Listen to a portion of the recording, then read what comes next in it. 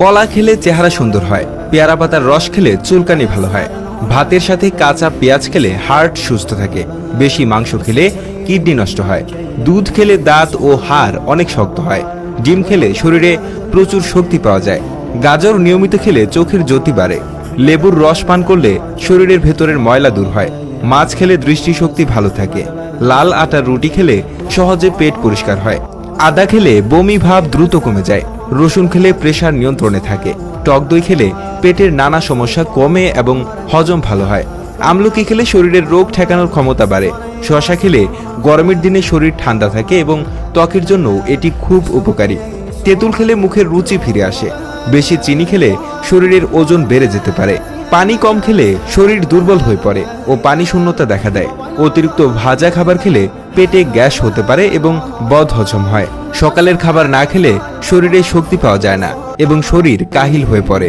বেশি চা বা কফি খেলে রাতে ঘুম কম হয় এবং অস্থিরতা বোধ হয়, খেজুর খেলে শরীরে তাড়াতাড়ি শক্তি আসে এবং ক্লান্তি দূর হয়, মধু খেলে গলার খুশখুশানি কমে এবং ঠান্ডা লাগলে আরাম পাওয়া যায়, বাদাম খেলে স্মৃতিশক্তি ভালো থাকে এবং মস্তিষ্কের স্বাস্থ্য উন্নত হয়, পেঁপে হজম করতে সাহায্য করে এবং কোষ্ঠকাঠিন্য দূর করে, লাউ খেলে শরীর ঠান্ডা থাকে এবং মূত্র পরিষ্কার হয় যা কিডনির জন্য ভালো, করলা খেলে দেহের চিনির মাত্রা ঠিক থাকে, বিশেষ করে ডায়াবেটিস রোগীদের জন্য উপযোগী, ডালিমের রস খেলে ত্বক উজ্জ্বল হয়, তরমুজ খেলে শরীরে পানির অভাব পূরণ হয় এবং গরমকালে শরীর সতেজ থাকে, মিষ্টি কুমড়া চোখের জন্য খুবই উপকারী কারণ এতে ভিটামিন এ থাকে, সজনে ডাঁটা খেলে হাই প্রেশার কমে এবং শরীরে ব্যথা উপশম হয়।